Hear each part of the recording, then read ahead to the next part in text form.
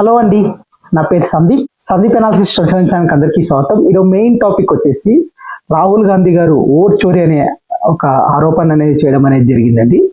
దాని గురించి మనం మాట్లాడుకునే ప్రయత్నం అనేది చేద్దాము. నా ఛానల్ని సబ్స్క్రైబ్ చేయండి, సబ్స్క్రైబ్ చేసుకొని బెల్ ఐకాన్ని యాక్టివేట్ చేసి కొత్త వీడియోని పెట్టగానే మీకు నోటిఫికేషన్ అనేది వస్తుంది. టాపిక్లోకి వెళ్ళిపోదాం. బేసికల్గా మెయిన్గా రాహుల్ గాంధీ గారు వచ్చేసి ఓట్ చోరీ అనే ఒక ఆరోపణ అనేది అంటే ఓట్ అనేది కొంతమంది దగ్గర ఓట్ అనేది లేదు అని ఒక ఆరోపణ అనేది చేయడం అనేది జరిగింది. జనరల్ గా ప్రాక్టికల్ గా అయితే ఏదైనా ఎలక్షన్ జరిగినప్పుడు పార్లమెంట్ ఎన్నికలు కానీ మరియు స్టేట్ ఎలక్షన్ జరిగినప్పుడు ఎలక్షన్ కమిషన్ అనేది ఆటోమేటిక్ గా కొన్ని డ్రైవ్స్ అనేది పెడతారండి. అంటే ఎవరైతే ఓట్ లేని వాళ్ళు నమోదు చేసుకోండి అని కొన్ని డ్రైవ్స్ అనేది పెట్టే అవకాశం అనేది ఉంటుంది. ఓట్ లేకపోయినా కానీ ముందు ఒకవేళ పోయినా కానీ.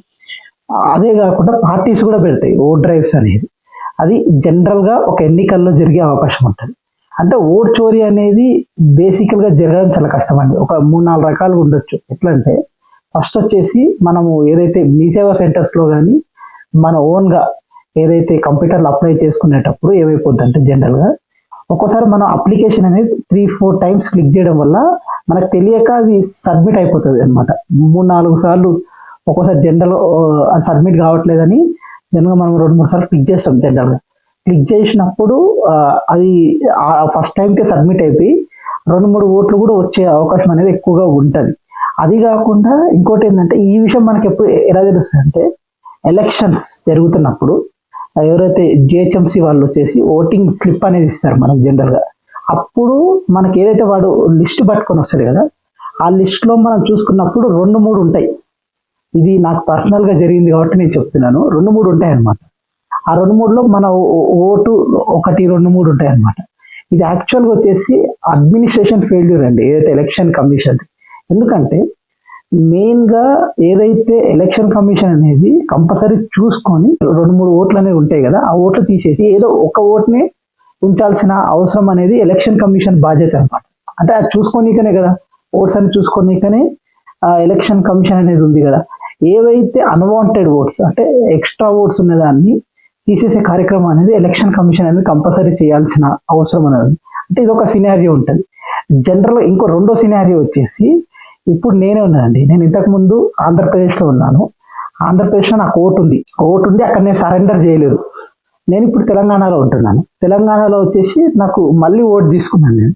అట్లా 2 ఓట్లు ఉండే అవకాశం అనేది ఎక్కువగా ఉంటుంది. అంటే ఇది ఎక్కువ శాతం ఏదైతే వేరే రాష్ట్రాల నుంచి ఇంకో రాష్ట్రంలోకి వచ్చినప్పుడు ఒక్కోసారి మనం ఓటు తెలియక ఓట్స్ సరెండర్ అనేది చేయరు. దానివల్ల కూడా డబల్ ఓట్స్ అనేది ఎక్కువగా ఉండే అవకాశం అనేది ఉంటుంది.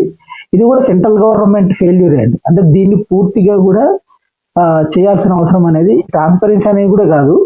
ఇది జనరల్గా ఏంటంటే ఒక్కోసారి అంత వేలలో చెక్ చేయడం కూడా చాలా కష్టమే. ఇది ఇంకో సినారియో కూడా ఉందండి. థర్డ్ సినారియో వచ్చేసి జనరల్గా నాకు కూడా జరిగింది. ఇది ఏమైపోయిందంటే మేము ఇంతకుముందు మా ఇంటి నెంబర్ అనేది లేదండి. ఇంతకుముందు మాకు లేకపోతే ఏమైపోయిందంటే మేము పక్కింటి వాళ్ళని జనరల్గా మీ ఇంటి నెంబర్ మేము ఓటర్ కార్డులో పెట్టుకుంటామని జనరల్గా చెప్తే పెట్టుకోండి అన్నారు. అట్లా ఆ ఇంటి మీద 30-40 ఓట్లు ఉన్నాయి. అంటే ఇప్పుడు కిరాయికున్న వాళ్ళు వీళ్ళు అందరూ కూడా ఆ ఇంటికి ఇచ్చారు. ఇప్పుడు చాలా మంది ఏమవుతుంది, కిరాయికున్న అదే ఇంటి నెంబర్ అనేది ఇస్తారు. వాళ్ళు మారిపోయిన తర్వాత అది ఓటు నమోదైనా అక్కడే ఉండిపోద్ది అనమాట. ఆ ఇంటి మీదనే ఆ ఓటు అనేది ఉంటుంది. అట్లా ఎక్కువ ఒక 30-40 ఓట్స్ అనేవి ఉండే అవకాశం అనేది ఉండొచ్చు. అది కూడా ఒక సినారియో అండి.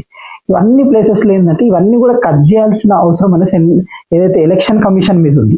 ఎలక్షన్ కమిషన్ ఏం చేస్తున్నారు, జనరల్గా ఏం చేయాలి అంటే ఆధార్తో ఇప్పుడైతే లింక్ అనేది చేస్తున్నారు. ఆధార్తో లింక్ అనేది యుద్ధ ప్రాతిపదికన అనేది చేయాల్సిన అవసరం ఉంది. ఇంకొక విషయం ఏంటంటే ప్రచారం కలిపేయాలండి. అంటే మీరు ఆధార్తో లింక్ చేసుకోవాలి అనే ఒక ప్రచారం అనేది న్యూస్ క్యాంపెయిన్ అనేది దేశవ్యాప్తంగా చేయాల్సిన అవసరం అనేది ఎలక్షన్ కమిషన్ మీద ఉంది. అంటే ఎలక్షన్ కమిషన్ అనేది ఇలాంటి పట్టించుకోకపోవడం వల్లనే ఇలాంటి ఆరోపణలు అనేది ఎక్కువగా రావడం అనేది జరుగుతుంది. ఇది మెయిన్ గా ఎలక్షన్ కమిషన్ అనేది గమనించాల్సిన అవసరం అనేది కూడా ఉంది అనేది నా అభిప్రాయం అండి. ఇంకొక విషయాన్ని కూడా నేను చెప్తున్నాను. ఈ ఓట్ చోరీ అనేది జరిగే అవకాశం అనేది చాలా తక్కువగా ఉండొచ్చు. అంటే వేరే కంట్రీస్ నుంచి చొరబాటుదారులు వచ్చి ఉంటే అదొక 10-20% ఆఫ్ ఓటింగ్ అనేది ఉండొచ్చు. ఉండదని నేను అనట్లేదు. కానీ దాన్ని కంట్రోల్ చేయాల్సింది ఎవరు? Election commission.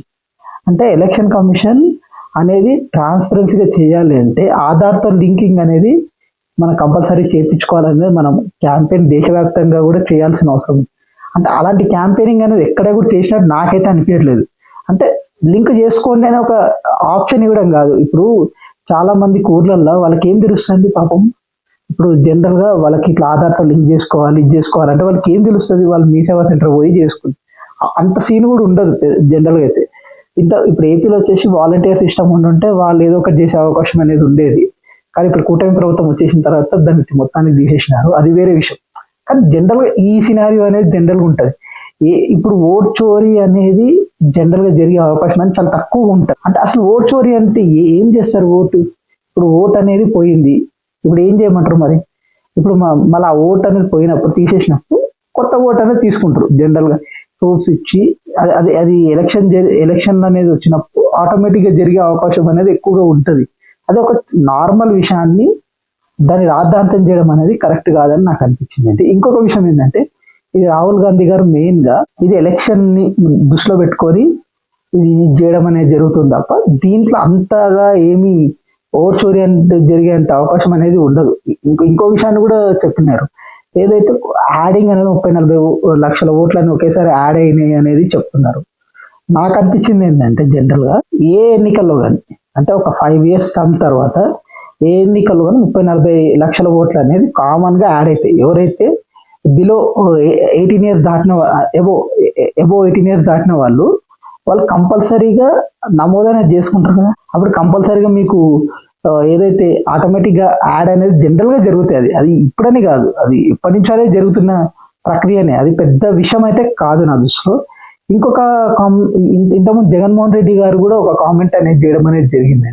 అంటే ఇది వ్యాలిడ్ అని నాకు అనిపించింది. ఎందుకంటే ఎలక్షన్ కమిషన్ అనేది నెక్స్ట్ రోజు అంటే ఏదైతే మొత్తం ఓట్లు వేసేసిన తర్వాత నెక్స్ట్ రోజు అనేది ఒక నెంబర్ అనేది ప్రకటిస్తారు. ఏదైతే కౌంటింగ్ అప్పుడు ఆ నెంబర్ అనేది ఇంక్రీజ్ అవ్వడం అనేది జరిగింది అనే విషయాన్ని జగన్మోహన్ రెడ్డి గారు చెప్పడం అనేది జరిగింది. ఇది నేను వ్యాలిడ్ అని చెప్తాను. ఎందుకంటే దీంట్లో క్రమ పద్ధతి ఉన్నట్టు, అంటే దీంట్లో కరెక్ట్ గా ప్రూవ్ చేయాల్సిన అవసరం అనేది ఎలక్షన్ కమిషన్ మీద ఉంది అనేది నేను పోయిన వీడియోలో కూడా చెప్పడం అనేది జరిగింది. అంటే ఇది వ్యాలిడ్ పాయింట్ అని నాకు అనిపిస్తుంది.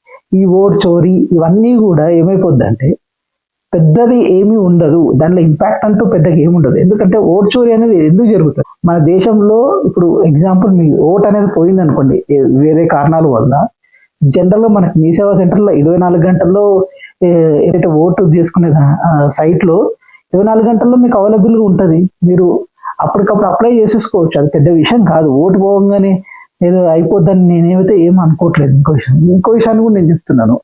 ఒకవేళ మీకు అంత ప్రాబ్లం ఉంటే సరే మీరే ఒక కొత్త పెట్టి ఓట్ నమోదు చేసే కార్యక్రమాన్ని పెట్టండి, అది కూడా బాగానే ఉంటుంది కదా. అది కూడా మంచి కాన్సెప్టే కదా. అట్లా కూడా కానీ జనరల్ గా అయితే ఆటోమేటిక్ గా సెంట్రల్ ఎలక్షన్ కమిషన్ అయినా స్టేట్ ఎలక్షన్ కమిషన్ అయినా రాజకీయ పార్టీలైనా ఓటు నమోదు చేసే కార్యక్రమం అనేది జరుగుతూ ఉంటది. అది కామన్ గా జరుగుతుంటది. అది పెద్ద విషయమే కాదు. అంటే ఎందుకంటే నేను ఇంత రాద్ధాంతం చేయాల్సిన అవసరం లేదని నాకు అనిపించిందండి.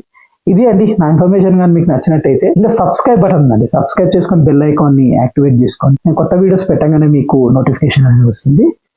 Thank you.